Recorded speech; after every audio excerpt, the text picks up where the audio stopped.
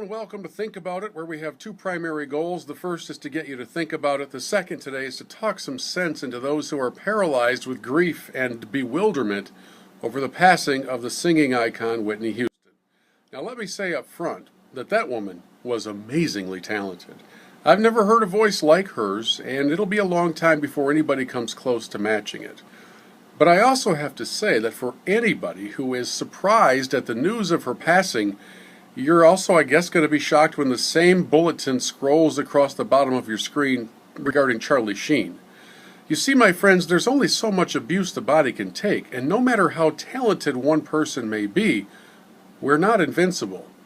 There actually are consequences to the actions that we take in our lives. As much as liberalism would like you to think otherwise, that it's always maybe somebody else's fault or the fault of a substance or an entity or a corporation, or what it all comes down to, even in the unfortunate and sad case of an addiction, what it all comes down to is the personal decision-making of an individual.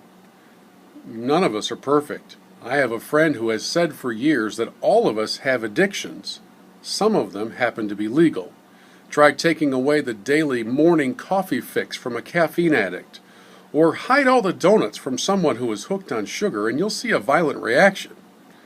It just so happens that when the addictions are alcohol and cocaine and those more destructive substances, the impact is usually a little more obvious. So while we certainly do talk about the sad loss of a great talent, which we haven't heard, by the way, for like a decade, please avoid using phrases like, her life was taken from her. It's an outrage. Her life wasn't taken from her.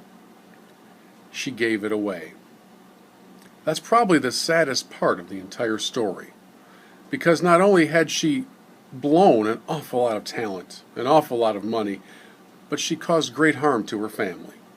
And in the end, when we talk about actual, real, lasting legacies for each of us to leave behind, isn't it that family impact that we most want to make sure is safe and secure? Well, if you abuse your body, that will never happen. And that, my friends, is the sadness of the Whitney Houston story. Her life wasn't taken. She just gave it away. Think about it.